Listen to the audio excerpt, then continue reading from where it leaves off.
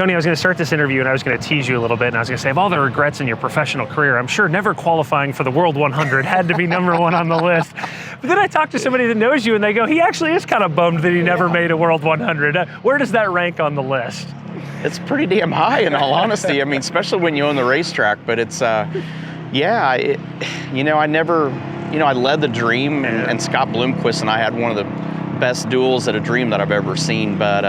But yeah, the world, the only time, I remember the first time I came to the World 100, we were literally parked by Earl's house because there were 212 entries or something. And back then it was when they had 2 rounds of single lap qualifying. And you want to talk about intense qualifying sessions.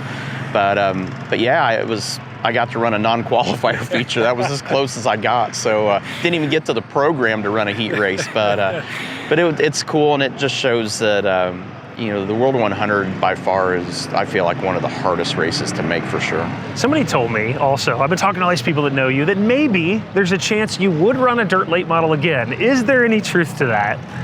There's a lot of people pushing for that. I know that. Maybe that's what they were getting Mark at. Richards is one. That's the guy I talked to, if I'm being honest. One of your announcers has been wearing me out to come drive one of his cars. So, yeah, I mean, it's definitely a possibility at some point, but it's, you know, it's just hard to focus and be good at what you need to do to you know, I don't want to do it just to make the show. I want to do it and have a respectable run. And when you're racing with guys that are running 80 shows a year, it's hard to just show up and get in a car anymore. And especially as, you know, been kind of out of the dirt game for a little while. It's like I'm still here, but I just haven't been in the seat as much as I'm used to. So it would be a possibility still. I mean, we definitely have offers and cars that we can drive. It's literally, it's just having the time to do it.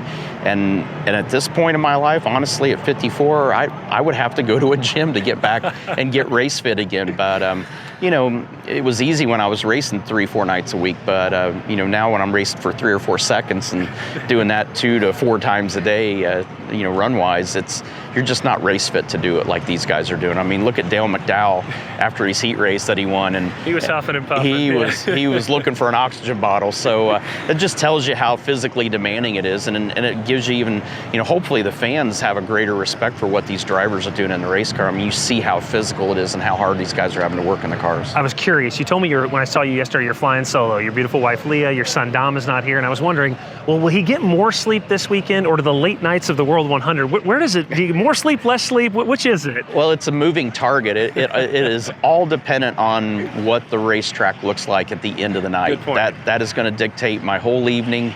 But, you know, there's little things that the fans get to do here that we never get to do. Like, I told Levi, I said, hey, if we don't have a lot of work tonight on the racetrack, I said, I want to go cruise around the campgrounds and just see people and see what it's like in the campgrounds, because we never get an opportunity to do that. And we're going to have it's sounding like another record weekend attendance-wise. So to just see the atmosphere, and you see it when the people are in the bleachers, and you see it at the stage when they're having the concert after the A mains are over, and but it makes me jealous, because I want to be out there and I want to be out hanging out and having a good time with those people too. So, you know, hopefully, God willing, this week we won't have as much stuff to do to the racetrack as normal, and we'll get a chance to go out and hang out with the fans. I have been to every World 100 since 1992. I have not missed one. My family obviously is a tradition, and then obviously going to covering the sport. I was here in 2004, the night that it was announced that you bought the place from Earl. You know, Chubb Frank wins that World 100. Can you believe, I said 2004, it's 21 years. You have owned this place for 21 years.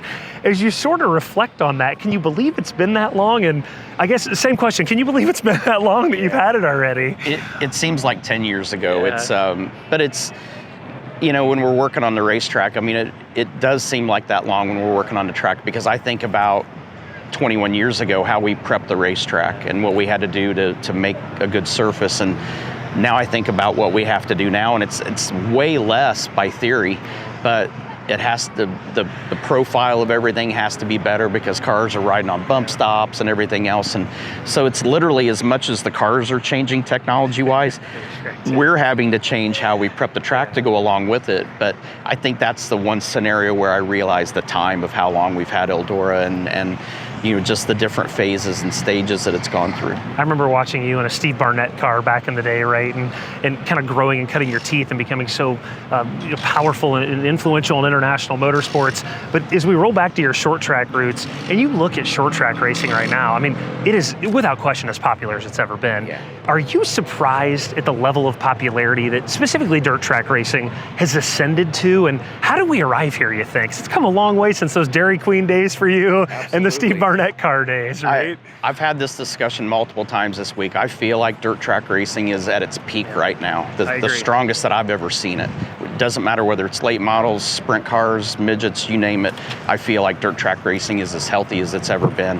And the crowds prove that. I mean, when you're selling out venues like this, it's a testament to what the product is. So how it got that way, I'm not really sure. I mean, I'll be honest, when COVID hit in 2020, I was genuinely concerned for a lot of racetracks. And there were a lot of tracks that fell away because of COVID. But the crazy thing is, coming out of it was the amazing part of how many people and how strong, it showed how strong dirt track racing is.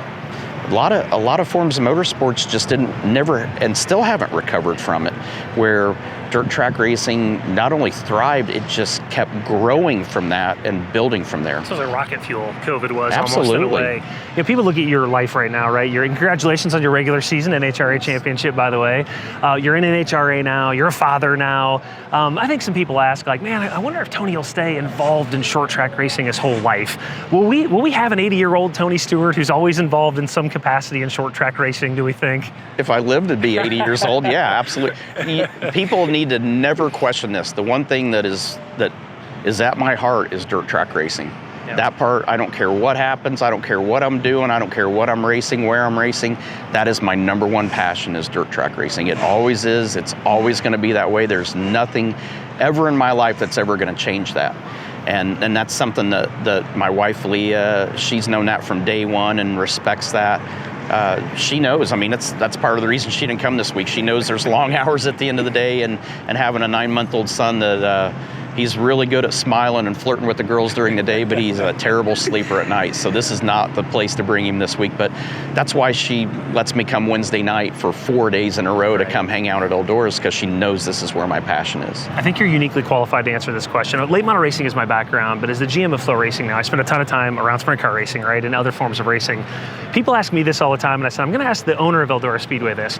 Bigger pain in the ass, late model drivers or sprint car drivers? Which ones are bigger pain? I think I've got an answer, but I want yours first. The crazy thing is, I don't know that either are necessarily a pain in the ass. I say that because I've been a driver the majority of my life, and I know I've been a pain in the ass, but when it comes to dealing with these guys, when they come to me with something that's off or that they don't like, I can relate to it, and I can understand it because I've been in that seat. That's the great thing about having Levi Jones running this place too, is championship driver as well and understands it. So the drivers are always respectful to us about it, because they know at the end of the day, I want the same thing they want, because I understand it from their perspective. But I don't know. I think the late model guys drink more beer than the sprint car guys do, but I think the late model guys even have more fun than the sprint car guys do, in all honesty. So I think the late model guys win the event award. I think that's, so they win the party. I think that's they definitely accurate. win the party for sure. Last couple of things. When you bought Eldora 21 years ago, you set off what I think is one of the funniest, the amount of rumors about everything you were buying that you set off 21 years ago. I mean, from go-kart tracks to NASCAR facility, Tony Stewart's buying everything. Oh, yeah. What are some of the funniest ones maybe that you ever heard, or how annoying did that get, that you were the savior for every facility in the country for 2 decades? And it's still that way. People are still like, will you please buy our local racetrack? And say, my God, I just wish I could find the money tree that everybody believes that I have in my backyard that must be producing $100 bills every day. But literally, it was after we bought Eldora for, I would say, the first 10 years, and especially the first 10 years, it did not matter whether it was the northeast corner or Florida or down by San Diego or all the way up in Washington. I was buying a local dirt track in that area every time I would, if I was there at all, that was the rumors I was buying the local racetrack. So, did you ever get close on any other ones? no. Yeah, okay. I mean, Kenny Schrader, and this is one of the reasons that Kenny Schrader is such a big, influential person in my life is we bought Macon, we bought Paducah, and bought it to save them. It wasn't, we weren't trying to get rich. We just were trying to save 2 racetracks. So, but those are the outside of Eldora. That's the only 2 other racetracks I've been a part of. But this is enough time commitment wise and resource wise to keep you busy for an entire season without going out and buying 800 more racetracks that everybody thinks that I'm looking at and buying right now. Last 2 ones real quick. This is from a Mark F. in Austin, Texas. How would you say FloSports ranks as one of your partners? Mark Floriani. I know that man very well. Straight from the top.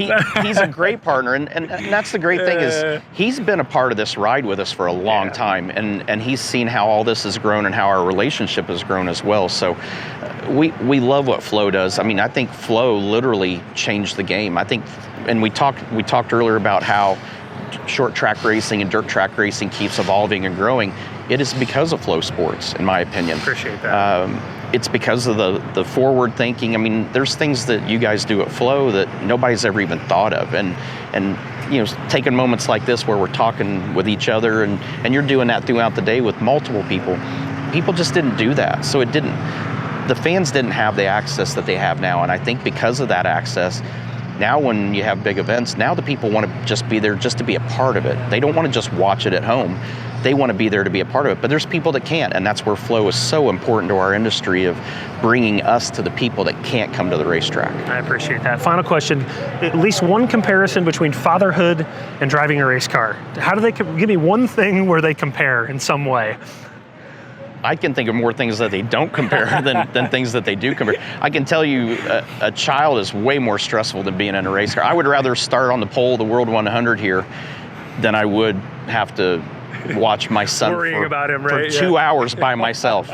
That would be way more stressful than running the World 100.